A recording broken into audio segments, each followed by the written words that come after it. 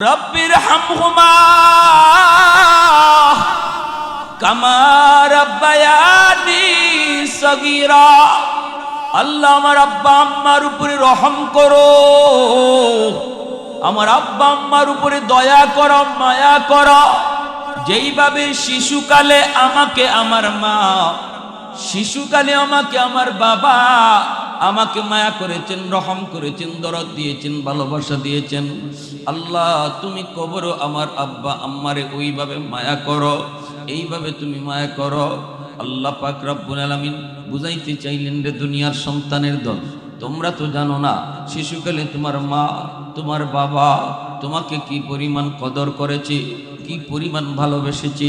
শিশুকালে তোমার সন্তান তুমি কি পরিমাণ বাপমার মহব্বতের সন্তান ছিলা, এটা তো এখন তুমি জানো না, বুঝো না। আমি আল্লাহ দেখেছি কত রাত মাতার পাশে দাঁড়ায়া দাঁড়ায়া মা তোমাকে পাহারা দিয়েছে। তুমি তো অসুস্থ ছিলে, কতদিন বাবা তোমাকে কোলে নিয়ে ডাক্তারের কাছে দৌড়াইছে। নিজের শরীরের রোগের কোনো অভাব ছিল না, অথচ নিজে ডাক্তার দেখায় না, পকেটে টাকা নাই, কিন্তু তুমি অসুস্থ হয়েছ, ঋণ করে টাকা এনে ডাক্তার দেখাইতে পাগল। ওই দৃশ্যগুলি আমি আল্লাহর এখনো নজরে আছে। অতএব তুমি যখনই আমি আল্লাহর কাছে বাপ মার জন্য দোয়া করো, শিশুকালের কথাটা আমি আল্লাহকে ইয়াদ করে দিও, আমি আল্লাহ তোমার দোয়া কবুল করে নিব। ভাইয়েরা বন্ধুরা, একজন মা একজন বাবা, বাস্তব ঘটনা শোনাই, মনোযোগ দিয়ে শোনেন। কুমিল্লা শহরের একজন রিক্সাওয়ালা বাবা রিক্সা চালায় চালায় সন্তানকে লেখাপড়া করাইছে। আর কোনো সন্তান নাই, একটা মাত্র সন্তান। রিক্সা চালায় চালায় সন্তানকে লেখাপড়া করাইছে। এখনো সমাজে তুমি খুঁজলে পাওয়া যাবে, বাবা কষ্ট করে করে সন্তানরে লেখাপড়া করায়, দৈনিক কাজ করে করে তারপরে সন্তানরে পড়ালেখা করায়। একটা স্বপ্ন দেখে ভবিষ্যতের সন্তানকে নিয়ে বাবার কত আশা, মায়ের কত আশা। এমনই বুক ভরে আশা নিয়ে রিক্সাওয়ালা বাবা সন্তানকে লেখাপড়া করাইলো। এই ছেলে প্রাইমারি পাস করলো, তারপরে হাই স্কুলে গেল, তারপরে কলেজে গেল, এরপরে ছেলেটা ঢাকা ইউনিভার্সিটিতে আসলো, ঢাকা ইউনিভার্সিটিতে ভর্তি হলো, সেখানে ভালো রেজাল্ট করলো। এরপরে একটা সুন্দরী মেয়ের সাথে তার পরিচয় হয়ে যায়, সুন্দরী একটা মেয়ের সাথে পরিচয় হয়। এই মেয়েটা হলো তার একজন টিচারের মেয়ে। তার শিক্ষক তারে বলতেছে, বাবা তুই যদি আমার মেয়েটাকে বিয়ে করো, আমি তোমাকে ভালো একটা চাকরি দেব। এরপরে সে মহব্বত হওয়ার পর ভালোবাসা হলো, বিয়ে হয়ে গেল, ভালো পজিশনে একটা চাকরিও হলো। কিন্তু ওই যুবক ঢাকার রং বেরং দেইখা গ্রামের সেই গরিব মা আর অসহায় বাবার কথা ভুলে গেল। অনেক বড় অফিসার হলো, অফিসের হেড স্যার, কিন্তু মার কথা ভুলে যায়, বাবার কথা ভুলে যায়। এমনও সন্তান খুঁজলে পাওয়া যাবে। আমাদের সমাজেও অর্থকরী হয়েছে, নিজে একটা এস্টাবলিশ হয়েছে, নিজে একটা পজিশনে চলে গেছে, কিন্তু গরিব ভাইয়ের কথা ভুলে যায়, গরিব অসহায় বড় ভাইয়ের কথাটা ভুলে যায়। এই বড় ভাইয়ের অসংখ্য অগণিত মেহনত ছিল তারে পড়ালেখা করানোর পিছনে। বড় ভাইটা গরিবই থেকে যায়, কুরবানির ঈদে সে 2টা গরু কুরবানি দেয়, কিন্তু বড় ভাই একটা ছাগল কুরবানি দেওয়ার তৌফিক নাই। এরপর ভাইরে দেখে না, মাকে দেখে না, বাবাকে দেখে না। এই যুবক ঢাকা গুলশান বনানীতে থাকে, বাস্তব ঘটনার যুবক। বিশ্ব মা দিবস পত্রিকার নিউজ বলতেছি, ওই যুবক বলতেছে আমি গুলশান বাসানিয়া থাকি, ঢাকার ভিতরে উন্নত জায়গা। ভাইয়েরা বন্ধুরা, যুবক বলে আমি অফিসের হেড স্যার। একদিন আমার বাবা আমার সাথে দেখা করতে আসছেন, মানুষের কাছ থেকে ঠিকানা লইয়া সেই বাবা আটকে গেল দারোয়ানের কাছে। দারোয়ান আটকায় দিল, কোথায় আপনি যেতে চান? কয় অফিসের অমুক স্যারের কাছে যেতে চাই। দারোয়ান বলে ইনি তো আমাদের অফিসে হেড স্যার, হেড স্যারের সাথে দেখা করা যায় না। দেখা করার আগে অনুমতি নিতে হয়। আপনি এখানে দাঁড়ান, আমি স্যারের কাছ থেকে অনুমতি নিয়ে আসি। এই বলে দারোয়ান চলে গেল। যাইয়া বলতেছে, স্যার, একজন বৃদ্ধ মানুষ, গ্রামের মানুষ আপনার সাথে দেখা করতে এসেছে, গেইটের পাশে দাঁড়ায় রয়েছে, আমি তো সামনে আসতে দেই নাই, অনুমতি আপনার নিতে এসেছি। এই কথা বলতেই এই সিসি ক্যামেরার দিকে যুবক তাকায়, তাকায় দেখে গেইটের সামনে যেই বৃদ্ধ মানুষটা দাঁড়ানো, রিক্সা চালায় চালায় একদম বাঁকা হয়ে গেছে বডিটা।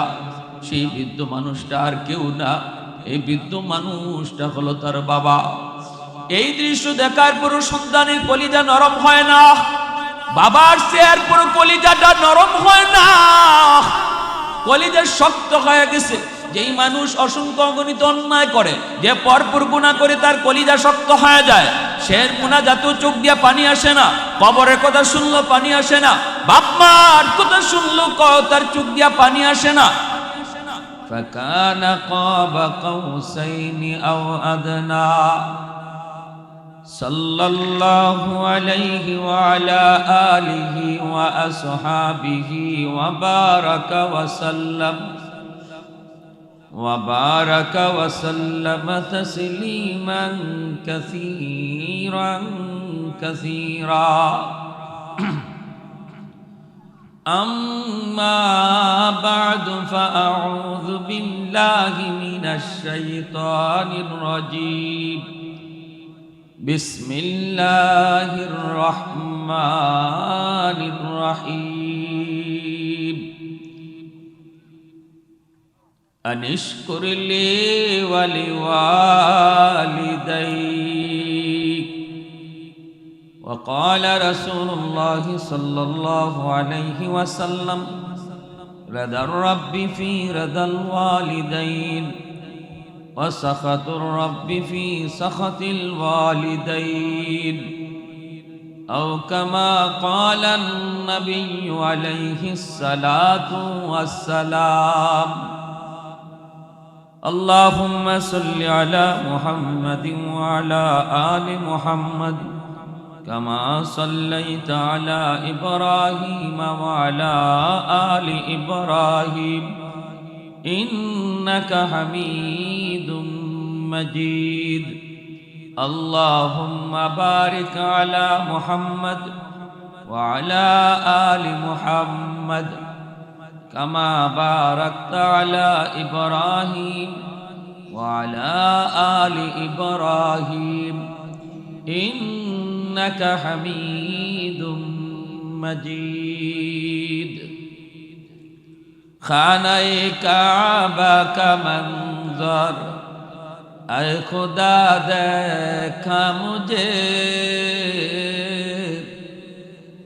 مکہ اور شہر مدینہ دیکھنے کو دو مجھے مکہ اور شہر مدینہ دیکھنے کو دو مجھے اے خدا سیراب کر دو آب زمزم سے مجھے استلام حجر اسود سے مشرف کر مجھے استلام حجر اسود سے مشرف کر مجھے گنبد خضرا دکھا دو روضہ اطہر مجھے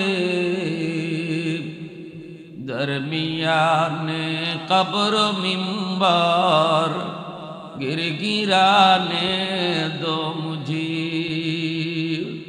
درمیان قبر منبر گرگرانے دو مجھے محبتের সাথে সবাই বলি আমিন জবান খুলে অল্প সময় জিকির করি লা ইলাহা ইল্লাল্লাহ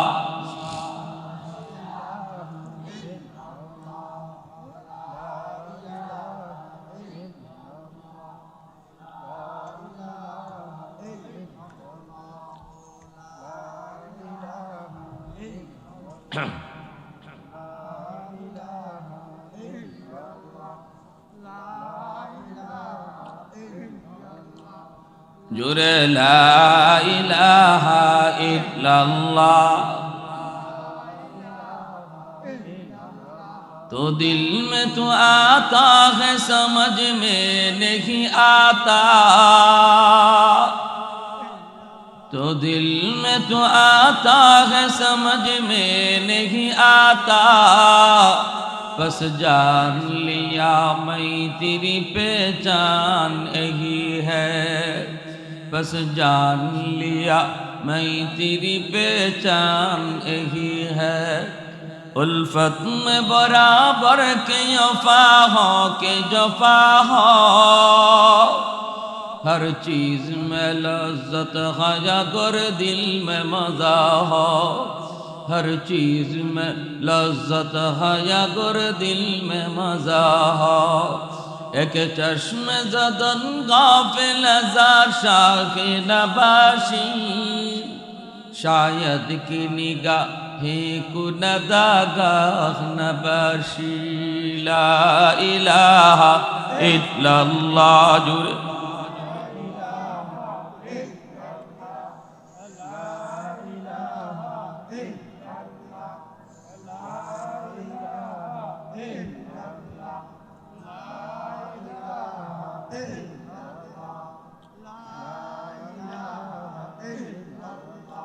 ला इलाहा इल्लल्लाहु मुहम्मदुर रसूलुल्लाह।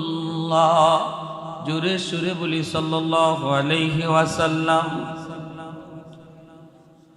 ঐতিহ্যবাহী রাংপানি জাগ্রত ইসলামী যুব সংঘ কর্তৃক আয়োজিত আজকের বার্ষিক তাফসীরুল কোরআন মাহফিলের সম্মানিত সদরি ইজলাস সভাপতি হাফেজ মোহাম্মদ আলী সাহেব, মোহাম্মদ জামাল উদ্দিন সাহেব, উপস্থিত জাতির বিবেক, জাতির কর্ণধার, এ জাতির সূর্য সন্তান, মঞ্চে আসীন উলামায়ে কেরাম, অত্র এলাকার মুরব্বিয়ানে আযম, কলিজার টুকরা যুবক, পর্দার আড়ালে পর্দানিশীন মা ও বোনেরা, আল্লাহ পাকের দরবারে হাজারো কোটি শুকর যে রব্বুল আলামিন বড় দয়া করে, মায়া করে, মেহেরবানি করে দুনিয়ার সমস্ত সুগলাত, পেরেশানি আর ব্যস্ততা থেকে মুক্ত করে শুধুমাত্র কেবলমাত্র আল্লাহ এবং আল্লাহর রাসূলের মহব্বত অন্তরে নিয়ে আমাকে আপনাকে কোরআন হাদিসের মাহফিলে আসার বসার কিছু দিনই নসিহত শোনার তৌফিক দিয়েছেন। এজন্য সবাই শুকরিয়াতা নাওয়াজ করে কালিমাতুশ শুকুর বলি আলহামদুলিল্লাহ। মুআজ্জাজ হাজিরিন, মা বাবা আমার আপনার কাছে বহুত বড় নিয়ামত, সন্তানের জন্য বহুত বড় নিয়ামত। এই মা বাবার সেবার কথা, মা বাবার খেদমতের কথা আল্লাহ পাক পবিত্র কোরআনের বিভিন্ন জায়গায় তিনি তার হকের পরপরই বাপমার হকের আলোচনা করেছেন। আমরা যারা দুনিয়াতে এখনো বাপমাকে হায়াতে পাইছি, আমরা জানবো যে এই বাপমার কদর আমার কাছে কেমন হওয়া দরকার। আর যাদের বাপমা দুনিয়ায় নাই, আমরাও জানবো যে আমাদের জন্য এখন করণীয় কি, আমরা করব কি, তারা আমাদের কাছে কি চায়। মনোযোগ আছে সবার ইনশাআল্লাহ। আমার তিলাওয়াতকৃত আয়াত পবিত্র কোরআনুল কারীমের সূরাতুল লুকমান। আল্লাহ পাক বলেন আনিশকুরলি ওয়ালি ওয়ালিদাইক, আমি আল্লাহর শুকরিয়া আদায় করো। সাথে সাথে বলতেছেন মা বাবার শুকরিয়া আদায় করো। আমি আল্লাহর শুকরিয়া আদায় করো, সাথে সাথেই বাপ মার শুকরিয়া আদায় করো।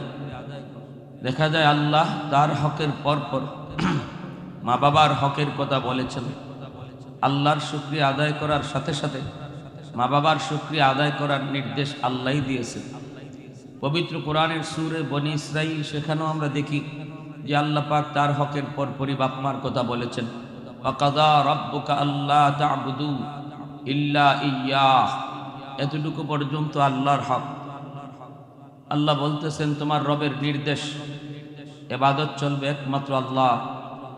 ওয়াবিল ওয়ালিদাইনি ইহসানা, এরপরই বলতেছেন মা বাবার সাথে ইহসানের আচরণ করো, বাপ মার সাথে ইহসানের আচরণ করো। ইহসান কাকে বলে? ইহসান বলে সহজ ভাষায় আমি বুঝাই বাংলা ভাষায়, একদম আমাদের আঞ্চলিক ভাষায়। আমি কি পাইলাম না পাইলাম এটা দেখব না। আমি যখন মা বাবাকে দিব তখন 100 দিব। বাপ মা আমার সাথে কি আচরণ করলেন এটা সন্তান দেখবে না। সন্তান যখন বাপ মার সাথে আচরণ করবে তখন উত্তম আচরণ করবে, এর নাম হলো ইহসান। এর নাম কি? ইহসান। আল্লাহ যেন এই কথাই বুঝাইতে চাই না, হে দুনিয়ার সন্তানেরা শোনো, তোমাদের মা তোমাদের বাবা যদি তোমাদের সাথে আচরণ খারাপও করে তবুও তোমার খারাপ আচরণ করার কোনো অধিকার নাই। শুধু একমাত্র কারণ তারা তোমার মা, তারা তোমার বাবা। এজন্য বাপ মা খারাপ আচরণ করলেও সন্তান খারাপ আচরণ করতে পারবে না, বরং ভালো আচরণ করতে হবে।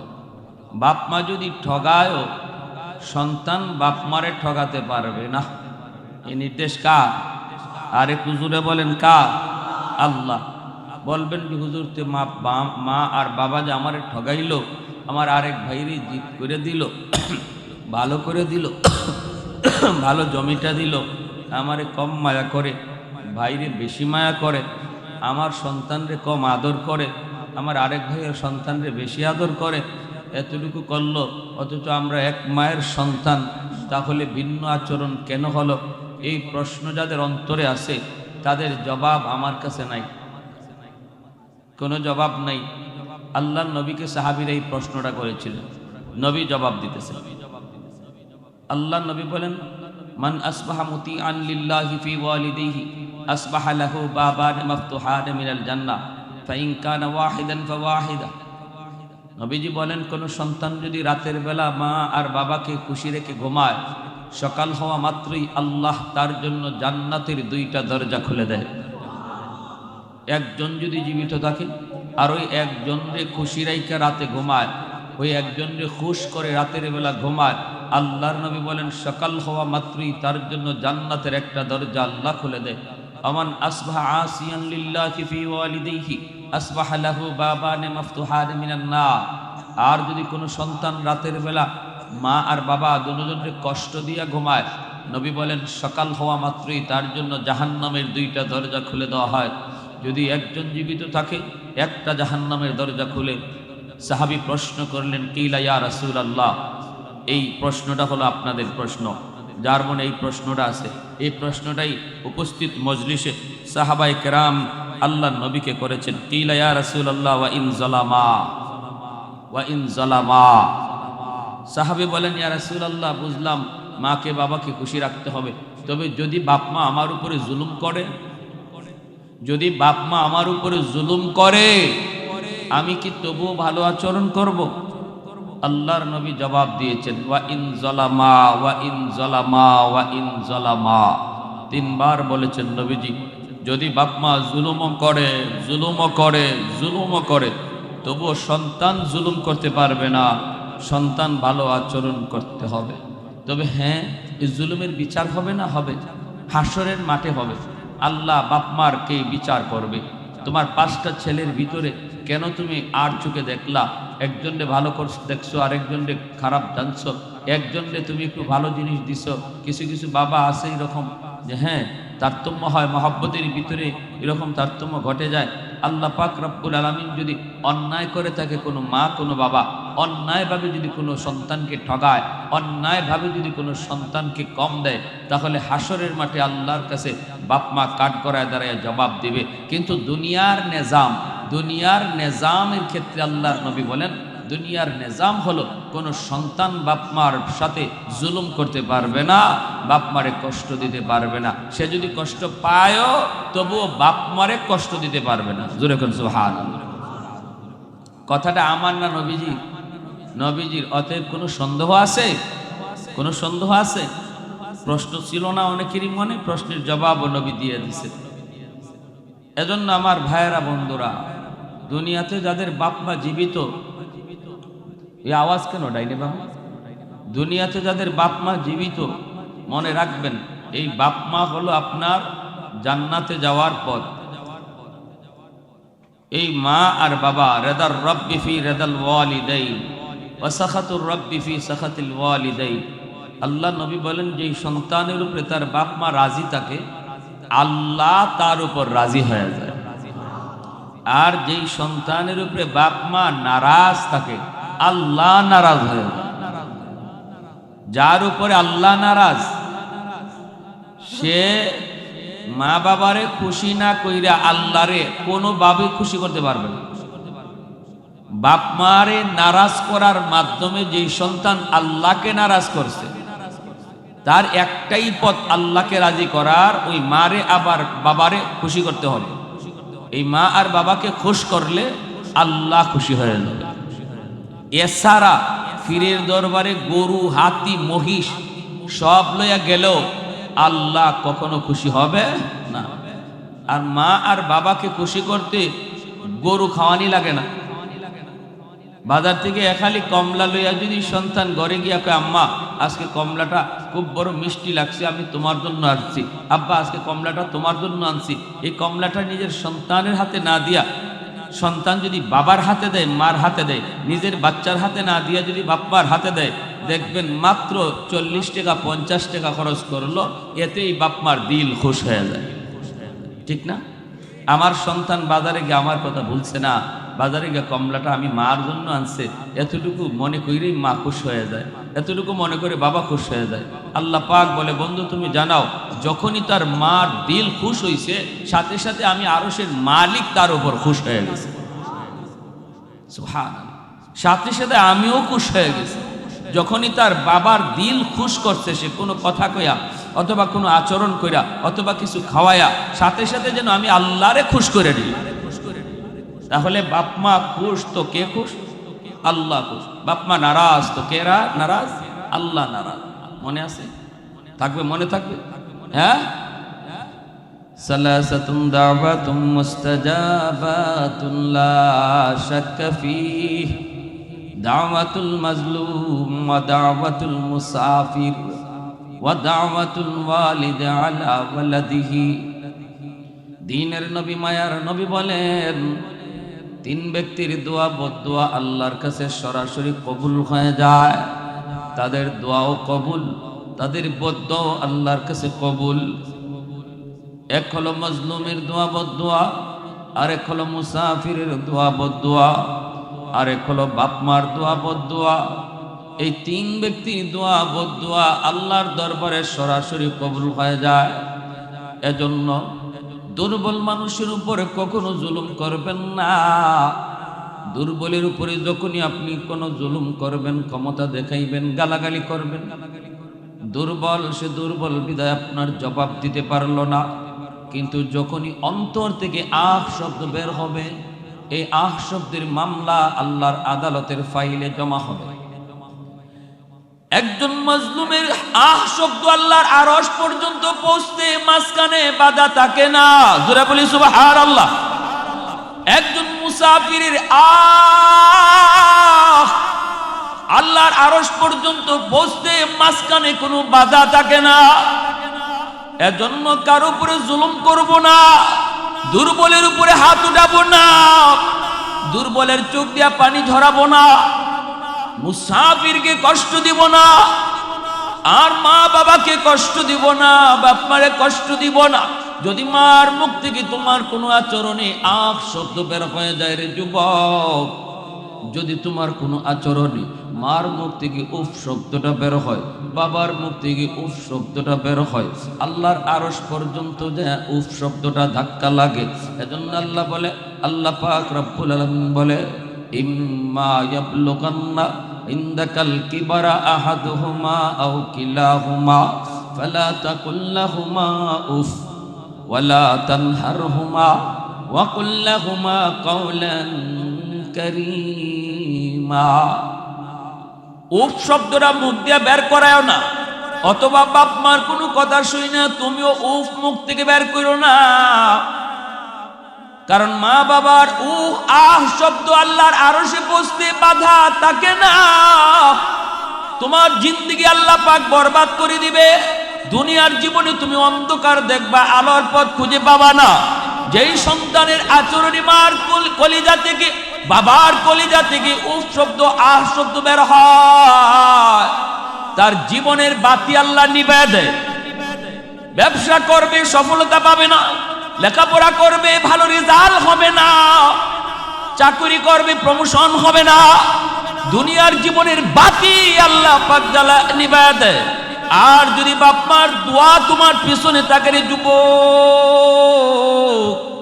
আল্লাহ তোমার জীবনের বাতি আল্লাহ নিজে জ্বালায় দিবে। যেরকম না সুবহানাল্লাহ। এই যে দেখতেছি আমাদের মাথার উপরে লাইট জ্বলে, এই যে দেখি ফ্যান গড়ে, এই যে লাইট, এই লাইট কিন্তু লাগাইলেই কিন্তু জ্বলে না, ফ্যান লাগাইলেই কিন্তু ফ্যান চলে না। এই লাইট যদি জ্বালাইতে হয় তাহলে পাওয়ার হাউস থেকে লাইন ওকে করা লাগবে, কারেন্টের পাওয়ার হাউস থেকে লাইন ওকে করতে হবে। যদি আমি ওকে করি তবেই তো লাইটটা জ্বলবে, যদি আমি ওকে করি তবেই ফ্যান ঘুরবে। আমার আপনার জীবন আল্লাহর পক্ষ থেকে কিছু বাতি লাগানো আছে, লাইট। এই লাইটগুলা জ্বালাইতে হলে জীবনের পাওয়ার হাউস হলো বাপ মা। এই বাপ মা থেকে যদি তোমার জীবনের পাওয়ার হাউসের লাইন তুমি ওকে করো, জীবনের বাতিগুলা আল্লাহ পাক কুদরতিভাবে জ্বালায় দিবে, সফলতা তুমি পাবা, সামনে আগাইবা, সব জায়গায় আল্লাহ তোমার জন্য আসান করে দিবে। গন্ডগোল কোথায় একটু তালাশ করে বের করো। কেন তুমি সফলতার মুখ দেখো না? এত কষ্ট করো,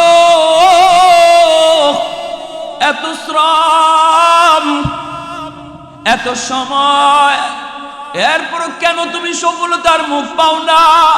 ঘুরায় তালাশ করো জীবনের বাতির এই পাওয়ার হাউস থেকে লাইন ওকে আছে কিনা। যদি লাইন ওকে না থাকে লাইনটা ওকে করো, আল্লাহ পাক তোমার সামনের জীবনের পথ আসান করে দিবে। এ আল্লাহর গোলাম, আর মারে বাবারে কান্দাইয়া দরগায় যাইবা, মারে বাবারে কান্দাইয়া পীরের দরবারে যাইবা, মারে বাবারে কান্দাইয়া তুমি পীরের দরবারে গরু আর হাতি লইয়ে যাইবা, আল্লাহ পাক রব্বুল আলামিন তোমার ওই গরু আর হাতি আল্লাহ কবুল করবে না। কোনো লাভ নাই, কোনো লাভ নাই। মারে খালি কমলা খাওয়াও না, পীরে গরু খাওয়াও। এমন গরু খাওয়ানি আল্লাহ বাইর করবো। মারে খালি কমলা খাওয়াও না, বাবারে খালি কমলা খাওয়াও না, বার জন্য একটা ভালো মন্দ আনো না, আর পীরের দরবারে তুমি যা খুশি তা লইয়া যাও, এমন লোয়াতে আল্লাহ খুশি না। ঠিক কিনা জোরে কোন? কোন পীর খুশি থাকলে আল্লাহ খুশি এমন হাদিস আমরা কোথাও পাই নাই, কিন্তু বাপ মা খুশি থাকলে আল্লাহ খুশি হাদিস রয়েছে, আমার নবীর হাদিস রয়েছে।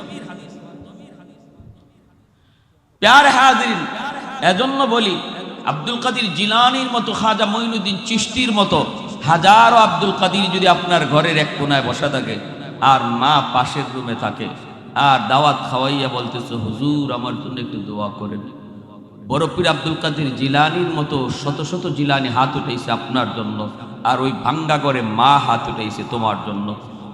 আল্লাহর নবী বলতেছেন, যে নবী জীবনে মিথ্যা বলেন নাই, ওই নবী বলেন সে আব্দুল কাদের জিলানী মঈনুদ্দিন চিশতির দোয়া কবুল হবে কি হবে না গ্যারান্টি নেই, কিন্তু ভাঙ্গা করে বসে যে মা হাত উঠাইছে তার দোয়া কবুল হয়ে যায়। সুবহানাল্লাহ, জোরে বলো। তাহলে কারে খুশি করা দরকার? কারে খুশি রাখা দরকার? সমাজের মানুষকে খুশি রাখতেছো। তুমি ঘর থেকে বের হলে মানুষ তোমাকে সালাম দেয়, মানুষ তোমাকে ইজ্জত করে, ভদ্র মানুষ কয়, কিন্তু মা জানে তুমি কতটা অভদ্র, বাবা জানে তুমি কতটা অভদ্র। আল্লাহ বলে তামাম দুনিয়ার সব মানুষ তোরে ভালো জানলো, মা যেহেতু খারাপ জানে আমি আল্লাহ খারাপ জানি, বাবা জানি যেহেতু খারাপ জানি আমি আল্লাহ খারাপ জানি। বনু তামিম গোত্রের এক যুবক নবীজির কাছে আসছে, আয়েশা কাঁদতেছে। মদিনা শরীফের একটা প্রসিদ্ধ গোত্র বনু তামিম, বনু তামিম গোত্রের এক যুবক আয়েশা নবীর কাছে কাঁদে আর বলতেছি ইয়া রাসূলুল্লাহ, নবী গো আমি বড় পেরেশানিতে আছি, আপনি আমার একটা ব্যবস্থা করেন, আমার পেরেশানি দূর করার ব্যবস্থা করেন। কয়া কাঁদতেছে। নবী বলেন কি সমস্যা বলো। আমার ভাইয়েরা বন্ধুরা যুবক এই কথা বলতেই যুবক কান্দে আর কয় ইয়া রাসূলুল্লাহ ইয়া হাবিবাল্লাহ, ওগো নবীজি আমি একজন গরিব ছেলে, আমার মা বাবার একমাত্র সন্তান, গরিব ঘরের ফ্যামিলির সন্তান। আমার মা আমার বাবা তারা ছিলেন নেহায়েত গরিব, কষ্ট করে করে সংসার চালান। আব্বা কোন কষ্ট করেছেন, অনেক কষ্ট করেছেন, চোখের সামনে আমি দেখেছি।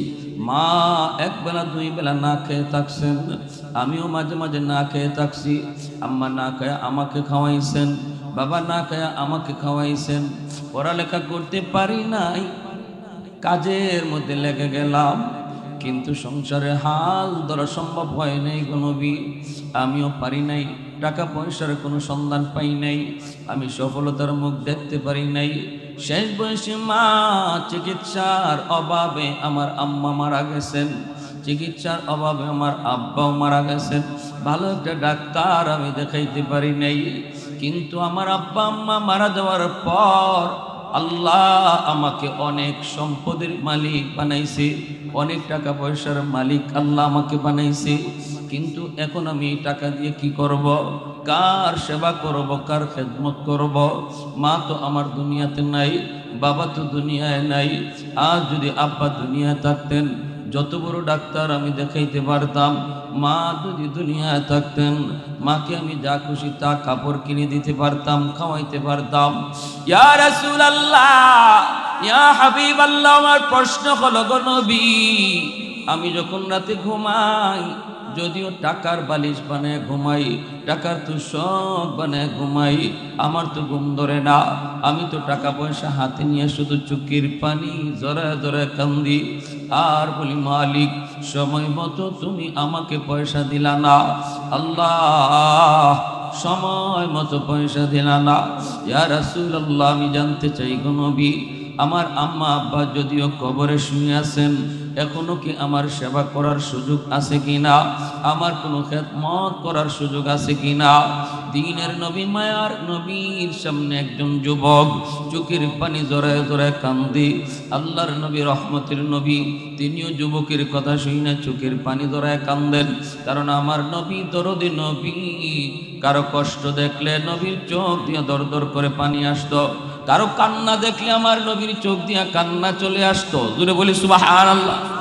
এর মাঝে আমার নবীরও মা নাই, বাবা নাই, মা নাই, বাবা নাই। ওই বাপ মার কথা শোনা মাত্রই মায়ার নবীর অন্তরের মধ্যে দুঃখের ঢেউ শুরু হয়ে গেল।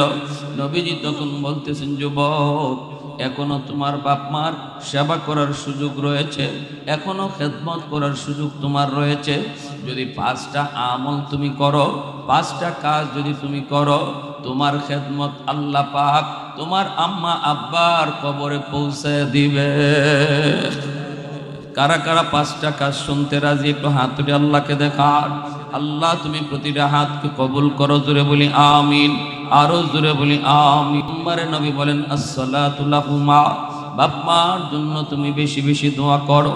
যেই দোয়াটা আল্লাহ কোরআনের মধ্যে শিখাইছেন, পবিত্র কোরআনের সূরা বনি ইসরাইল আল্লাহ নিজে শিখাই দিয়েছেন, ওয়াকুর রাব্বির হামহুমা কামা রব্বায়ানি সগীরা।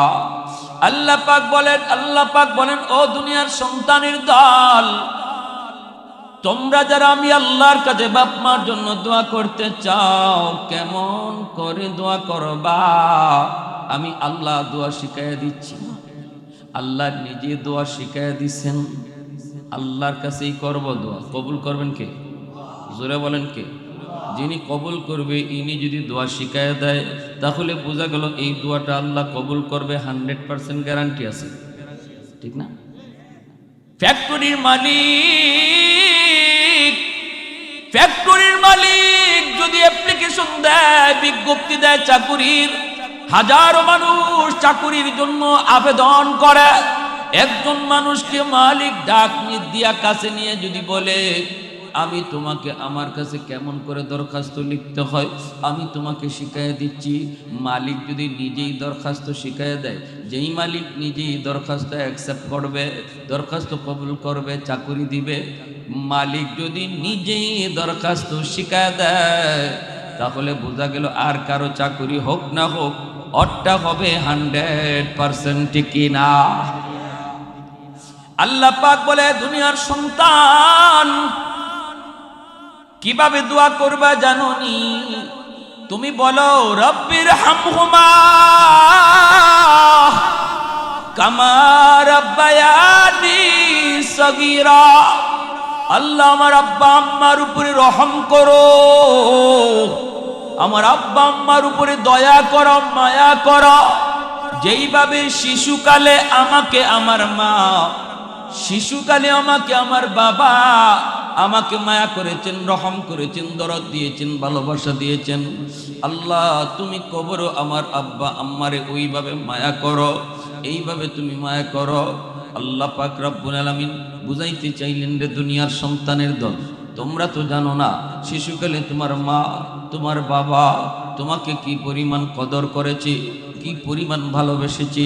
শিশুকালে তোমার সন্তান তুমি কি পরিমাণ বাপমার মহব্বতের সন্তান ছিলা, এটা তো এখন তুমি জানো না, বুঝো না।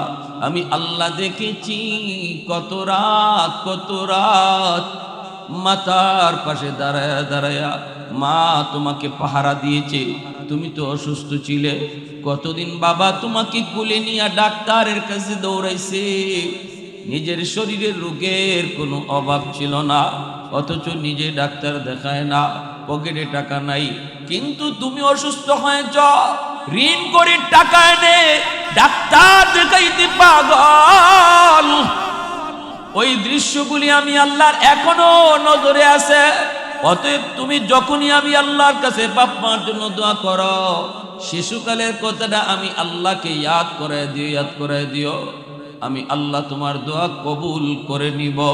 ভাইয়েরা বন্ধুরা, একজন মা একজন বাবা, বাস্তব ঘটনা শোনাই, মনোযোগ দিয়ে শোনেন। কুমিল্লা শহরের একজন রিক্সাওয়ালা বাবা রিক্সা চালায় সন্তানকে লেখাপড়া করাইছে। আর কোনো সন্তান নাই, একটা মাত্র সন্তান। রিক্সা চালায় সন্তানকে লেখাপড়া করাইছে। এখনো সমাজে খুঁজলে পাওয়া যাবে বাবা কষ্ট করে সন্তানরে লেখাপড়া করায়, দৈনিক কাজ করে তারপরে সন্তানরে পড়ালেখা করায়।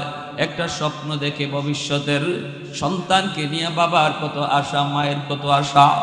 এমনই বুক ভরে আশা নিয়ে রিক্সাওয়ালা বাবা সন্তানকে লেখাপড়া করাইলো। এই ছেলে প্রাইমারি পাস করলো, তারপরে হাই স্কুলে গেল, তারপরে কলেজে গেল, এরপরে ছেলেটা ঢাকা ইউনিভার্সিটিতে আসলো, ঢাকা ইউনিভার্সিটিতে ভর্তি হলো, সেখানে ভালো রেজাল্ট করলো। এরপরে একটা সুন্দরী মেয়ের সাথে তার পরিচয় হয়ে যায়, সুন্দরী একটা মেয়ের সাথে পরিচয় হয়। এই মেয়েটা হলো তার একজন টিচারের মেয়ে। তার শিক্ষক তারে বলতেছে, বাবা তুই যদি আমার মেয়েটাকে বিয়ে করো, আমি তোমাকে ভালো একটা চাকরি দেব। এরপরে সে মহব্বত হলো, মহব্বত হওয়ার পর ভালোবাসা হলো, বিয়ে হয়ে গেল, ভালো পজিশনে একটা চাকরিও হলো। কিন্তু ওই যুবক ঢাকার রং বেরং দেখা গ্রামের সেই গরিব মা আর অসহায় বাবার কথা ভুলে গেল।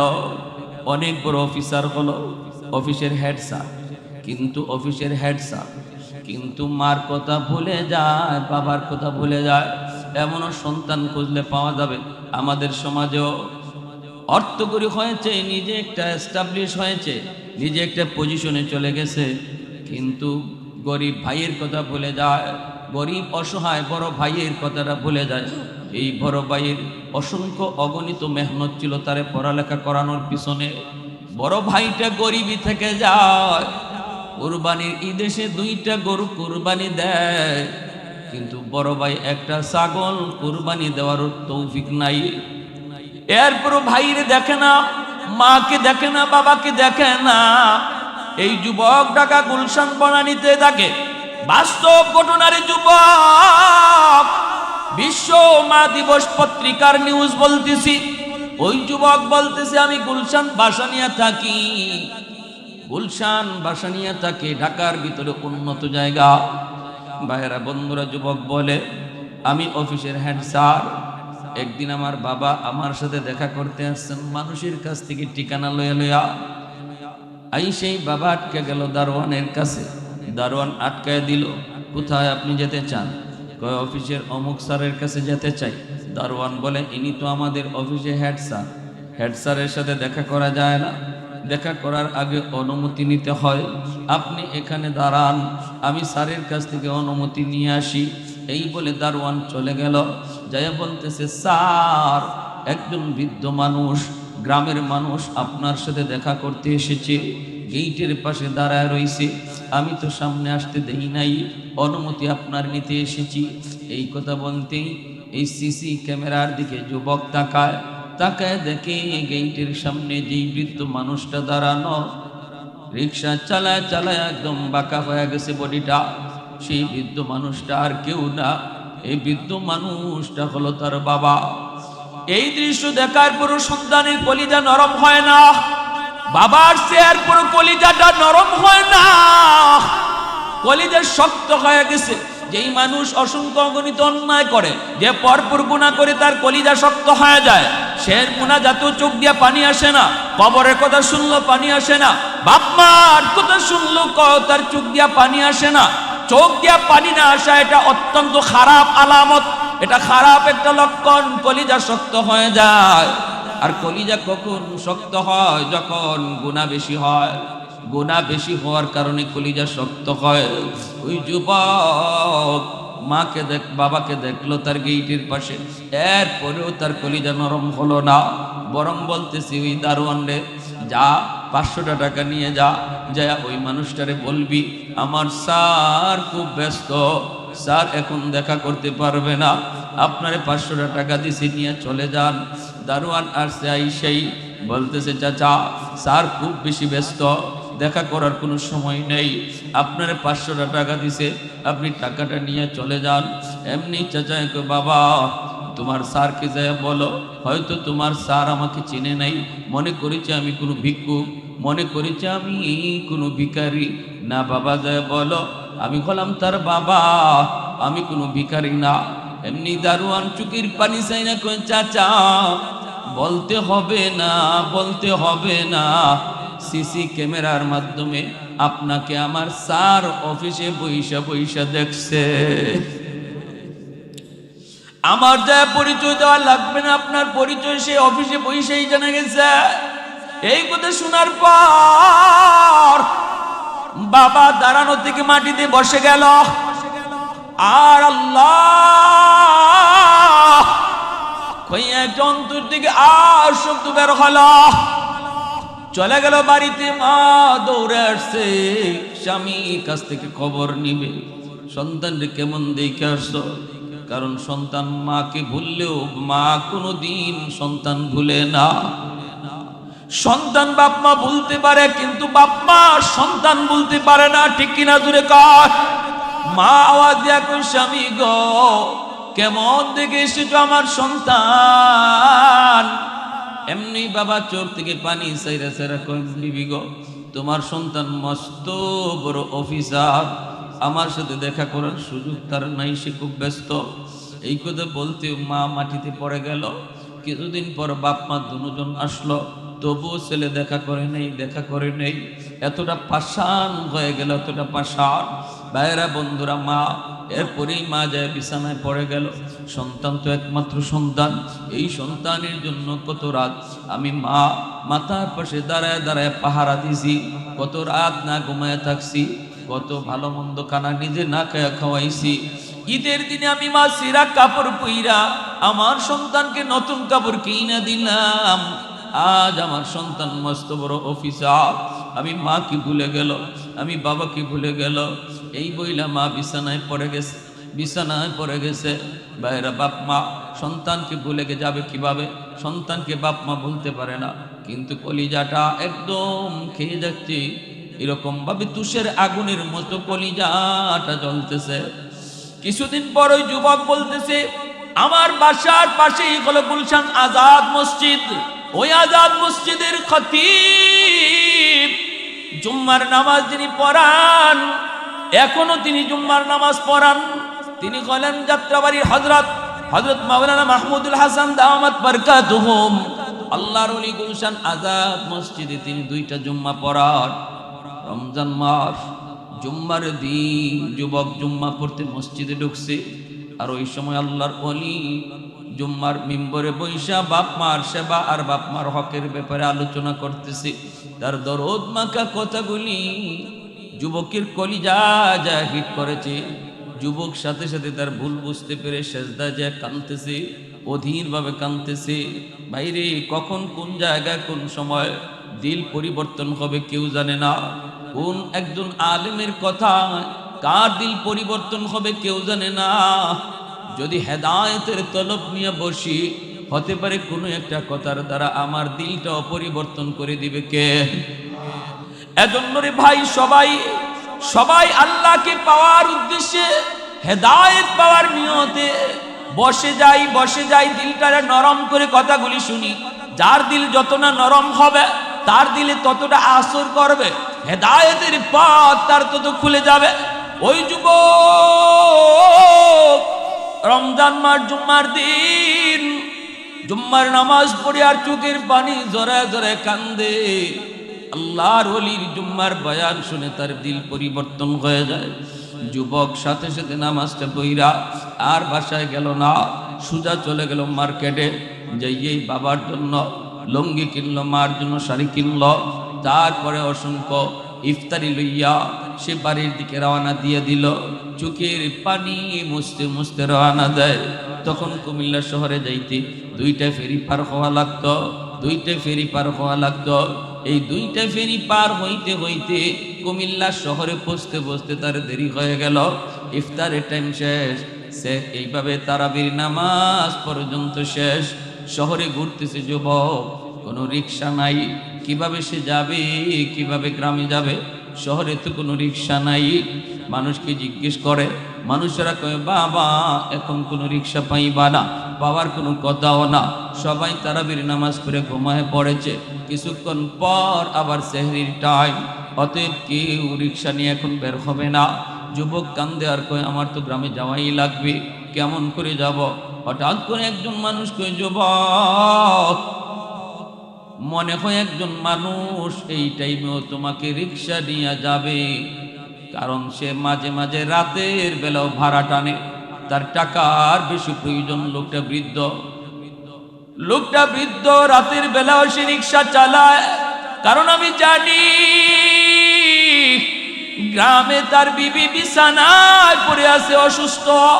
প্রতিদিন তার জন্য চিকিৎসার খরচ বাবদ ঔষধ নিয়ে যাইতে হয়।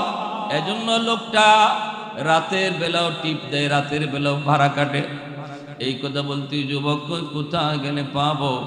কয় কোনো মেসে থাকে না, কারণ মেসে থাকার মতো টাকা তার হাতে নাই। সে সারাটা রাত একটা দোকানের বারান্দায় বসে বসে রাত কাটায় দেয়। শীতের মধ্যে বসে বসে রাত কাটায় দেয়। মনে হয় তুমি সামনের দিকে আগাইলে অমুক দোকানের সামনে তুমি তারে পাইতে পারো। এই কথাটা শোনার পর যুবক রওনা দিছে। এই যুবক তো জানে না ওই বৃদ্ধ রিক্সাওয়ালা মানুষটাই হলো তার বাবা। যুবক তো রওনা দিয়া দিছে। পাশে আইসেই দেখে দোকানের বারান্দায় একজন বৃদ্ধ মানুষ বসা, মাফলার দিয়া মুখটা পেঁচায় রাখছে, মুখটা চিনা যায় না। কনকনে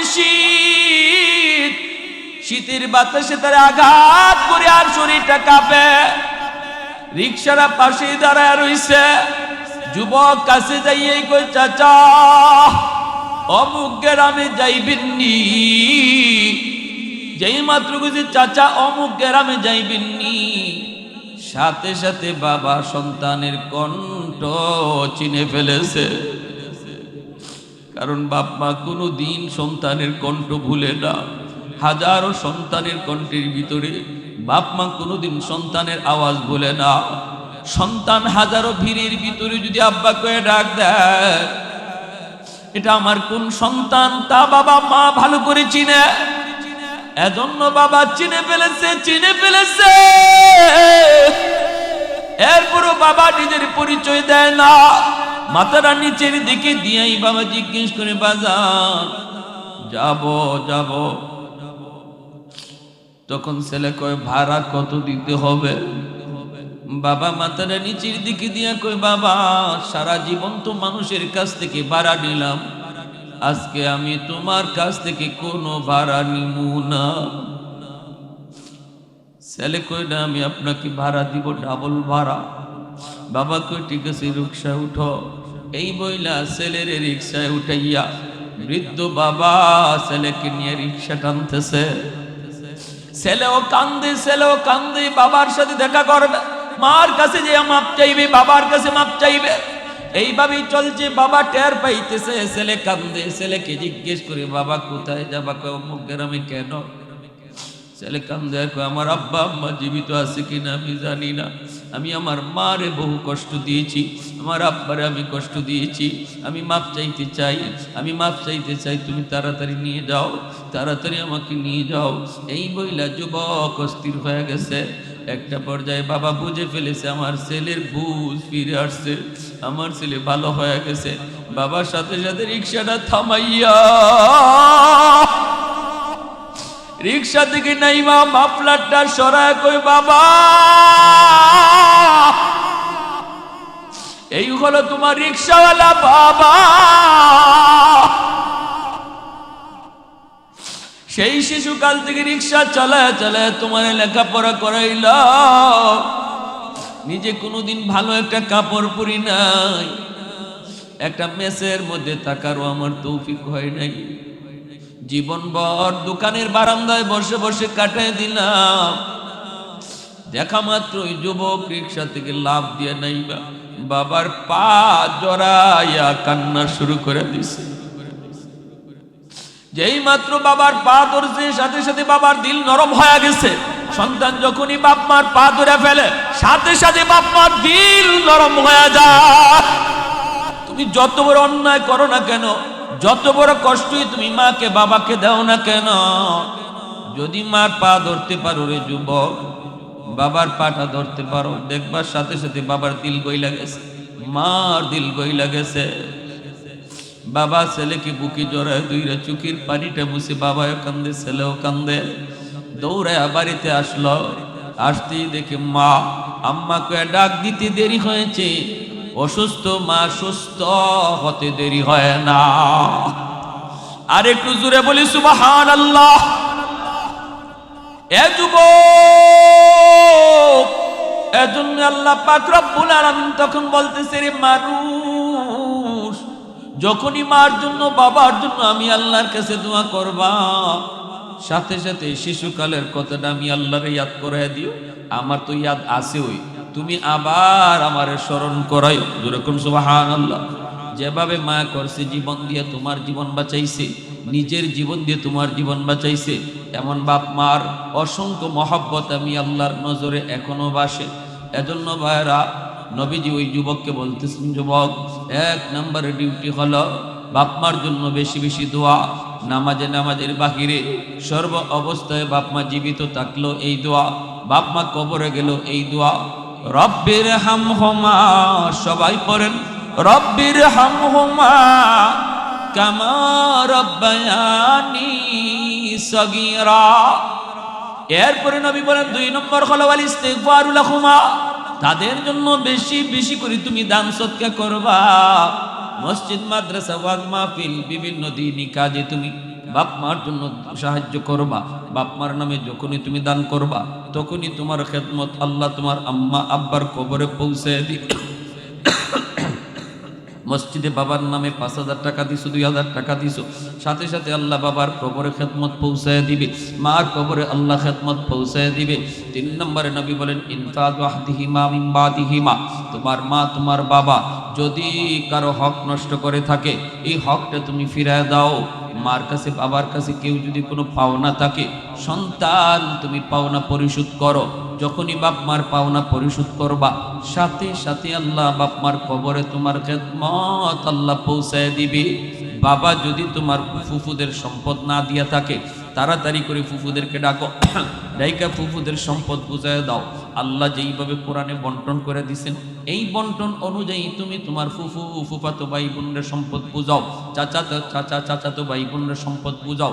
যদি বাবা কোনো অন্যায় করে থাকে, যদি কারো হক নষ্ট করে থাকে, যদি কারো জমি দখল করে থাকে, যদি কারো টাকা আত্মসাৎ করে থাকে, তুমি সন্তান যদি সেটা জানো, তাড়াতাড়ি করে তুমি হক ফিরায় দাও। যদি তুমি হক ফিরায় না দাও, বাবার কবরের আগুন নিভবে না, জীবনও বাবার কবরের আগুন নিভবে না। লক্ষ লক্ষ টাকা বাবার নামে খরচ করলো, কবরের আগুন নিভবে না।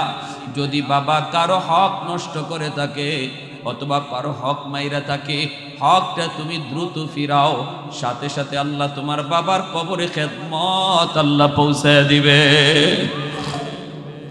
4 নম্বরে নবী বলেন সিলাতুর রাহমিল্লাতি লা তুসালু ইল্লা বিহিমা। বাবার যারা আত্মীয় রে যুবক,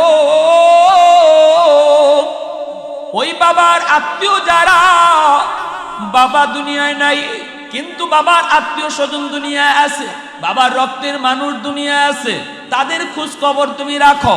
বাবার রক্তের মানুষ চাচা, বাবার রক্তের মানুষ ফুফু, বাবার রক্তের মানুষ দাদা, দাদা দাদির খবর নাও, চাচা চাচির খবর নাও, ফুফা ফুফির খবর নাও, ফুফাতো ভাই বোনের খবর নাও, চাচাতো ভাই বোনের খবর নাও। আল্লাহ নবী কয় যখনই বাবার রক্তের মানুষের খবর তুমি নিবা, সাথে সাথে আল্লাহ পাক তোমার বাবার কবরে তোমার খেদমত আল্লাহ পৌঁছায় দিবে। আজকে তো আমরা নিজে বড় লোক হইতে রাজি, কিন্তু নিজের রক্তের মানুষের খবর নিতে রাজি না। বাবার নামে 40টা গরু জবাই কইরা খাওয়াও, অথচ বাবার চাচাতো ভাই অভাবে মরে। নবী কয় না, বাবার রক্তের মানুষগুলারে সাহায্য করো, পাশে থাকো, আল্লাহ তোমার বাবার কবরে তোমার খেদমত পৌঁছায় দিবে। মা দুনিয়ায় নাই কিন্তু মার রক্তের মানুষ আছে। মার রক্তের মানুষ হলো নানা নানি, মার রক্তের মানুষ হলো মামা মামি, মার রক্তের মানুষ হলো খালা খালু, ওদের খোঁজ খবর নাও। মা দুনিয়ায় নাই, মার রক্তের মানুষ হলো খালা, রক্তের মানুষ মামা। যখনই খালার খেদমত করবা, যখনই মামার খেদমত করবা, যখনই খালাকে সাহায্য করবা, মায়া করবা, মামাকে মায়া করবা, সাহায্য করবা। আল্লাহর নবী বলতেছেন, যেই নবী জীবনে মিথ্যা বলেন নাই, ওই নবী চোখের পানি চাইরা কই যুবক, যখনই খালার খেদমত করেছো, সাথে সাথে তোমার খেদমত কবরে আল্লাহ পৌঁছায় দিবে। মা বাবার রক্তের মানুষগুলারে ভুললো না, বাবা কবরে কষ্ট পায়।